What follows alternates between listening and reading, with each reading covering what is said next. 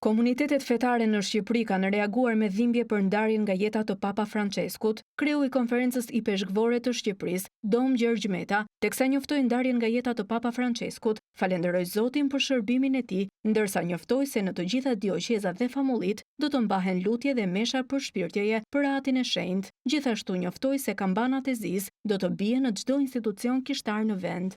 Arqipeshk Vjarç i Dioqezës Metropolitane Tiranë-Durrës, Imzot Arjan Dodaj, shprehu falënderime për atin e shenjtë, duke cilësuar si papën e butësisë dhe të dashurisë për Zotin. Imzot Dodaj tha se Papa Francesku ishte i dashuruar me popullin shqiptar dhe lutet që bekimet e tij ta shoqërojnë vendin për gjithnjë.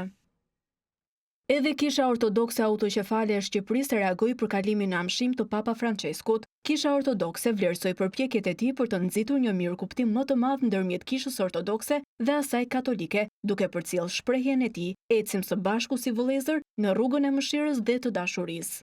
Kreu i komunitetit musliman të Shqipërisë, Bujar Spahiu, teksa shpreh ngushëllime për ndarjen nga jeta të Papa Franceskut, vlerëson mbështetjen e atit të shenjtë për dialogun ndërfetar, duke çmuar gjithashtu dashurinë e tij për Shqipërinë dhe shqiptarët.